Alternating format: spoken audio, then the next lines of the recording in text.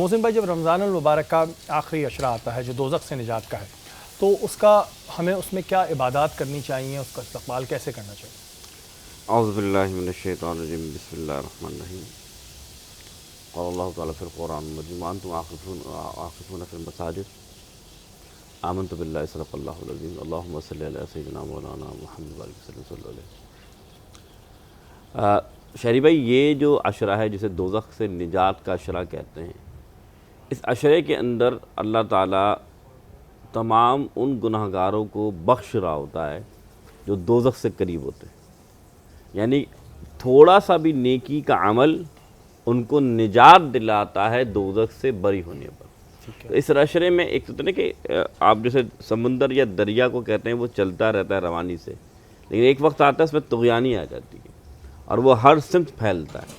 تو اب جو عشرہ جو شروع ہو رہا ہے اس میں رحمتوں میں طغیانی آ گئی ہے، اور یہ رحمتیں، یہ برکتیں، یہ مغفرتیں، یہ دوزخ سے نجات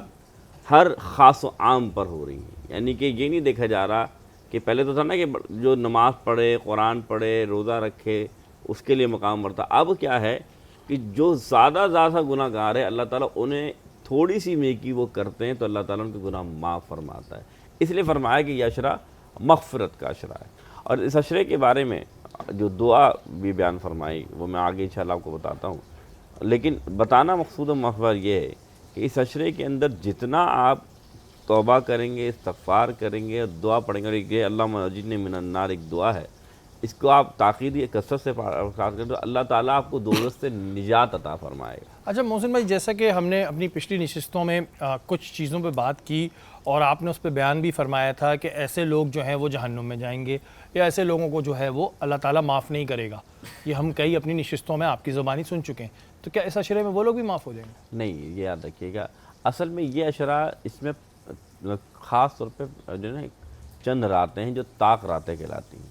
اور وہ طاق راتیں کیوں کہلاتی ہیں کہ اس عشرے کے اندر اللہ تعالیٰ نے خاص طور پر شب قدر کو چھپا کے مخفی رکھا ہے۔ اور شب قدر کیا ہے؟ قرآن نے واضح فرمایا اِنَّا أَنزَلْنَاهُ فِي لَيْلَةِ الْقَدْرِ وَمَا أَدْرَاكَ مَا لَيْلَةُ الْقَدْرِ لَيْلَةُ الْقَدْرِ خَيْرٌ مِّنْ أَلْفِ الشَّهْرِ، یعنی یہ وہ راتیں ہیں، ان میں سے ایک رات 1000 مہینوں سے بہتر رات ہے۔ بالکل، بے شک۔ تو اب یہ طاق راتیں ہیں جس میں 21 ہے، اس کے بعد پھر 23 ہے، 25 پھر 25 اور 27 اور 29۔ تو اب ان میں سے کوئی بھی ایک رات آپ کو، تو اس لیے فرمایا کہ یہ جو عشرہ ہے اس میں آپ کو شب قدر بھی ملے گی، مغفرت بھی ہوگی، لیکن پھر وہی بات ہے کہ ہم نے جن کا فرمایا چند اشخاص ایسے ہیں جن کی اس رات بھی مغفرت نہیں ہوگی اور عشرے میں بھی مغفرت نہیں ہوگی جب تک کہ وہ حقوق یا جی چیزیں توبہ نہ کر لیں۔ پہلا تو ماں باپ کا نافرمان ہے، اگر کوئی ماں باپ کا نافرمان ہے اپنے ماں باپ سے جا کے معافی مانگے، توبہ کرے تو اللہ تعالیٰ اس کے معاف فرمائے گا، پھر وہ عبادت و ریاضت کرے تو اللہ تعالیٰ قبول فرما لے گا۔ دوسرا سود خور کے بارے میں یہ حکم آتا ہے کیونکہ اللہ سے جنگ کر رہا ہے وہ، اور وہ ایسا مال ہے جس میں اللہ نے واضح ارشاد فرمایا، پھر بھی وہ اللہ کے اس حکم کو عدولی کر رہا ہے، تو فرمایا کہ سود سے توبہ کرے، اللہ سے سچی معافی مانگے، پھر اس رات عبادت کرے یا اس عشرے عبادت کرے، اللہ قبول فرما لے گا۔ اسی طرح قطع تعلق کرنے والا، یعنی رشتہ داروں سے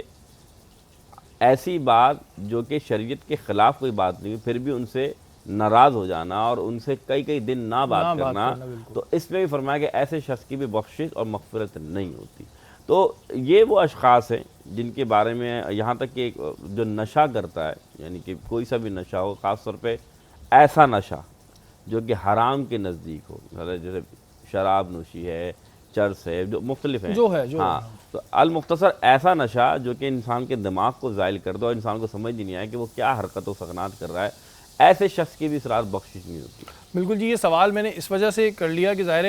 بہت سی چیزیں کلیئر کرنی ہوتی ہیں، ہماری نشست کا مقصد یہ ہوتا ہے، اسی وجہ سے میں نے یہ چیز کلیئر کر دی۔ بے شک میرا رب بڑا مہربان ہے، کس کو معاف کر دے اس کا فیصلہ میں اور آپ اس دنیا میں نہیں کر سکتے کہ ہم کسی کو کہہ دیں کہ نہیں اس کی تو معافی نہیں ہوگی، میں اور آپ فیصلہ کرنے والے کوئی نہیں ہوتے، لیکن یہ وہ لوگ ہیں جو ابھی بھی اگر اپنے آپ کو یہی سوچ کے سنبھال لیں کہ میں آج کے بعد نہیں کروں گا تو بے شک ظاہر ہے اللہ تعالیٰ معاف فرمانے والا ہے، تو اس وجہ سے میں نے یہ چیز کو کلیئر کر لیا تھا۔